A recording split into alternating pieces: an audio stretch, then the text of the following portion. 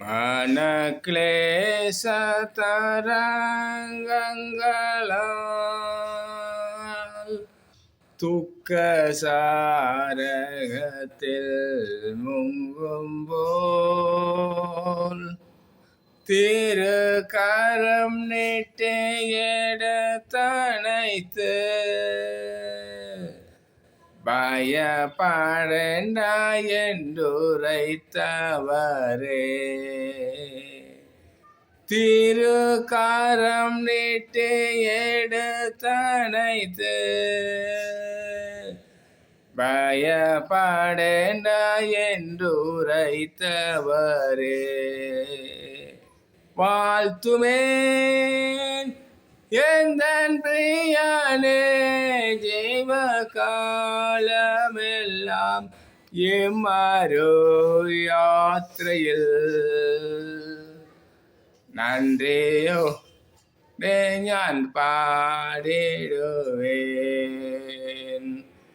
நன்றியோடு நான் பாடிடுவேன்.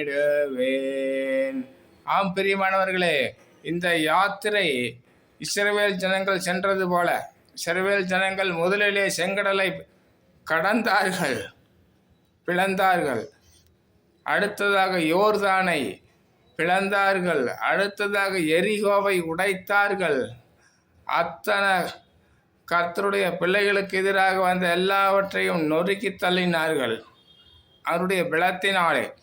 அதே போல இந்த உலகத்திலே ஆவியை பெற்ற ஜனங்களே, முழுக்க ஞானஸ்தானம் எடுத்து அபிஷேகம் பெற்று ஆவியை பெற்ற ஜனங்களே, நமக்கு இந்த உலகத்திலே போராட்டம் உண்டு. ஆவியின் போராட்டம், பண கஷ்டங்கள், வியாதிகள், அக்கம் பக்கம் பிரச்சனைகள், பொறாமை, கந்துஷ்டை ஆவிகள் எல்லாம் கண்ணுக்கு தெரியாத வல்லமைகளை மேலே தாக்கும். இறந்தபோலும் செங்கடலை பிரித்த ஏசப்பா நம்முடனே இருக்கிறார் பிரியமானவரே. அதனால் நீங்கள் அன்பு சகோதர பிள்ளைகளே, கிறிஸ்துவ பிள்ளைகளே, நீங்கள் பயப்படாதீர்கள். ஏசப்பாவுக்கு எப்பொழுதும் நன்றி செலுத்தி ஸ்தோத்திரம் பண்ணுங்கள். லைக் பண்ணுங்கள். ஏசப்பா உங்களை ஆசீர்வதிப்பார். கர்த்தர் உங்களை ஆசீர்வதிப்பாராக. இயேசுவின் நாமத்தினால உங்களை ஆசீர்வதிக்கிறேன். ஆமென், ஆமென்.